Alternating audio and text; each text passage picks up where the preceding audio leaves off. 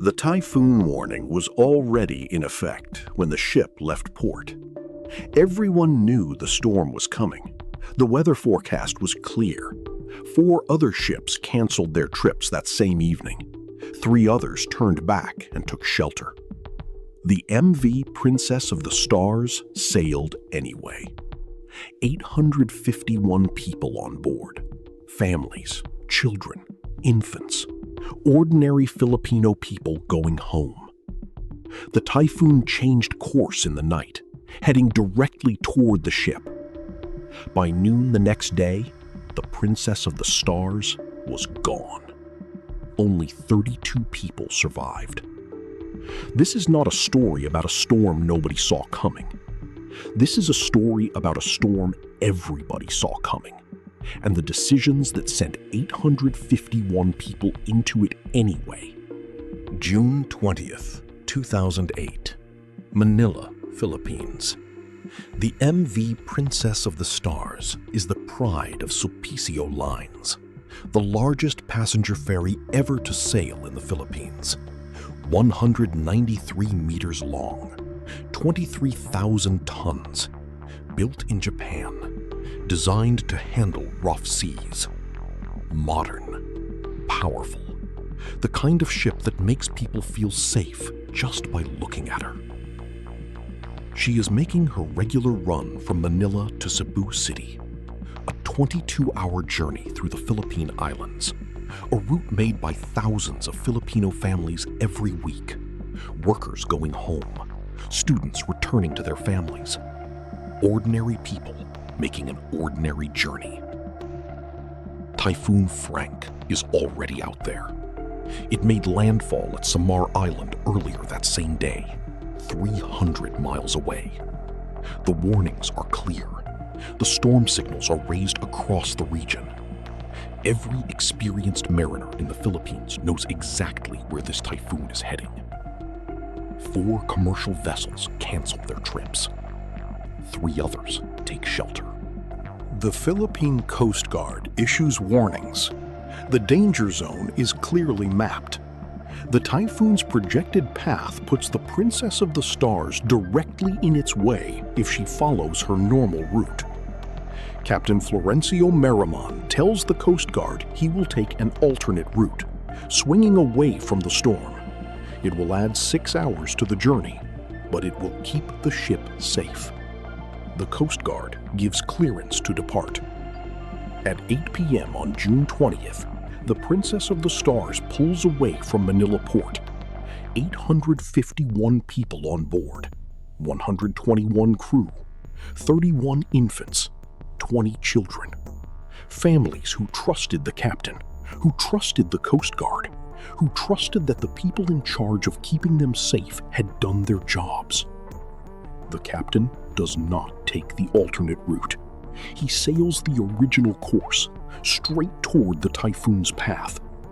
The decision that will kill 800 people is made quietly, in the darkness, and nobody on board knows it has been made.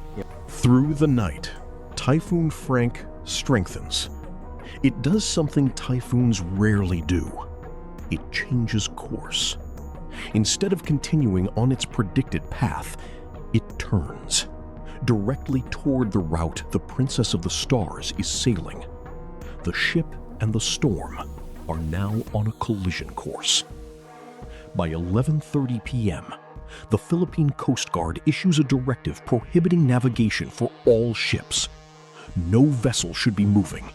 Every ship should find shelter immediately. The Princess of the Stars is already at sea, already committed, already too far to turn back easily. The night passes.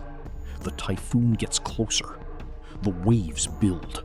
The wind increases. The passengers who went to sleep in calm water wake up to something completely different. By morning, the Philippine Sea around the Princess of the Stars is unrecognizable. Mountainous waves, Category 2 typhoon winds screaming across the water. Winds so heavy it is impossible to see more than a few meters. The ship is fighting, her engines working at full capacity. But a typhoon is not something you fight. It is something you survive, and only if you are not inside it. The Princess of the Stars is heading directly into the eye. Just before noon on June 21st, the ship sends a distress signal. Engine trouble. She is off Sibuyan Island. The typhoon is directly overhead. And then, the contact is lost. Sulpicio Lines desperately tries to reach nearby vessels for help. No response. The Philippine Coast Guard cannot proceed. The weather is too violent for rescue ships to move. The 32-meter waves and 185-kilometer-per-hour winds make the sea completely impassable. At around noon, the Princess of the Stars capsizes.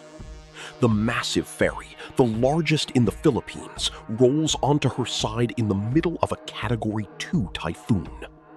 851 people thrown into water so violent that survival is almost impossible. The typhoon rages for hours more. Nobody can reach them. When the typhoon finally passes, rescue teams rush to the area. What they find is devastating. The upturned hull of the Princess of the Stars visible above the water, like a massive gray island. Around it, debris, personal belongings, life jackets, the remnants of 851 lives scattered across the Philippine Sea. Navy divers go inside the wreck. They find bodies in the dining area, bodies on the bridge. The darkness inside so complete they cannot tell how many more remain. Only 32 people survived. Some washed ashore on nearby islands, found by local fishermen. Some pulled from the water by rescue vessels. 32 out of 851. The investigation that follows is damning. The Board of Marine Inquiry finds that Captain Maramon, whose body is never recovered, failed to exercise proper judgment. He sailed into the typhoon's path instead of taking the alternate route he promised. He ignored updated weather bulletins. He sailed his ship and 851 people directly into the eye of Typhoon Frank. But the families ask a harder question. Why did the Coast Guard give clearance to depart at all when a typhoon was already making landfall nearby? Why were commercial interests allowed to override basic safety? Why did 4 other ships cancel, but the largest ferry in the Philippines was allowed to sail? Sulpicio Lines, a company that had already lost 4 ships in previous disasters, including the MV Doña Paz in 1987, which killed 4,000 people, was found negligent. Their license to carry passengers was eventually canceled. But justice came slowly. Cases dragged on for years. The captain, presumed dead, could never be held accountable. Company executives fought the charges for over a decade. For the families of 800 dead, justice never truly arrived. If you look at what happened on June 20th, 2008, what strikes you is not the typhoon. Typhoons happen. The Philippines sits in one of the most active storm corridors on Earth. Typhoons are a fact of life for every Filipino family. What strikes you is the choices. 4 ships canceled. 3 took shelter. Every experienced mariner in the Philippines knew what Typhoon Frank was capable of. The danger zone was clearly mapped. The alternate route existed. The 6 extra hours it would have taken were 6 hours that would have saved 800 lives. Someone decided those 6 hours were not worth it. 851 people trusted that the ship was safe, that the captain knew what he was doing, that the Coast Guard clearance meant something, that the largest ferry in the Philippines would not be sailing into a typhoon. Every single one of those trusts was broken. 31 infants were on that ship, 20 children. Families who had no way of knowing that the people responsible for their safety had already decided, quietly, in the dark, that the schedule mattered more than the storm. The MV Princess of the Stars still lies where she capsized, off Sibuyan Island. Her wreck is visible from the surface when the sea is calm. Filipino fishermen pass by her every day. She is a grave, and like all graves, she is a reminder that the people who hold other people's lives in their hands carry a weight that cannot be put down, that a clearance stamp and a captain's confidence are not enough when a Category 2 typhoon is changing course in the dark, and that 800 ordinary Filipino people going home deserved someone to take those 6 extra hours seriously. Every single one of them.